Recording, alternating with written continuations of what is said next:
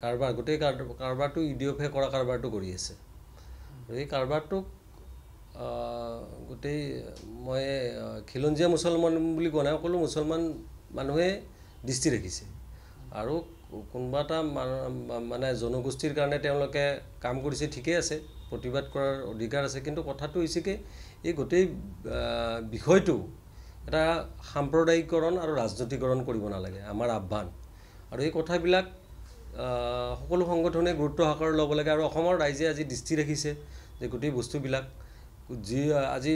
উজনিতে হওক নামনিতে হওক গোটেই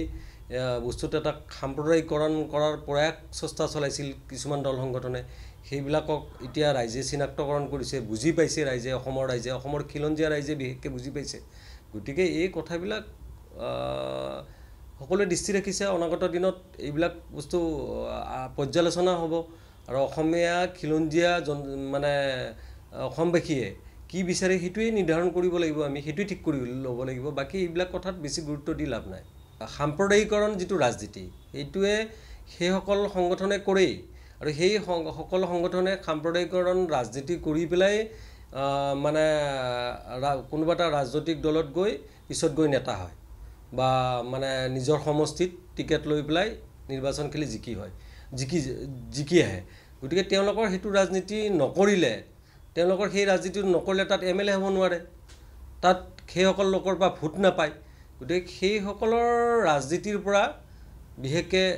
মুছলমান সমাজ আঁতৰি থাকিব লাগিব তেতিয়াহে মুছলমান সমাজৰ উন্নতি হ'ব সহায় কৰাৰ কথাটো বেলেগ তাত সহায় কৰা বা এটা প্ৰতিবাদ কৰা এটা অসমীয়া মানে হৈ পেলাই প্ৰতিবাদ কৰা আৰু মুছলমান হৈ প্ৰতিবাদ কৰা এটা পৃথক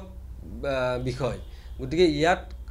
তেওঁলোকে যিটো প্ৰতিবাদ কৰিছে আপুনি যিটো বিষয় উত্থাপন কৰিছে এই বিষয় উত্থাপন কৰা বিষয়টোৱে হ'ল সাম্প্ৰদায়িক ৰাজনীতি আৰু সৰলীকৰণৰ ৰাজনীতি এই ৰাজনীতিটো অসমত বন্ধ হ'ব লাগে সি যোন সংগঠনে কৰক অকল মানে সেইসকল সংখ্যালঘু সংগঠনে বুলি কোৱা নাই মই অন্য সাম্প্ৰদায়িক শক্তিকো আমি আহ্বান জনাম যে এইসকল মানে সাম্প্ৰদায়িক শক্তিৰ পৰা অসমীয়া জাতীয়বাদৰ মূল শক্তিত থকা সংগঠনবিলাকে আঁতৰিত আছে আৰু আঁতৰি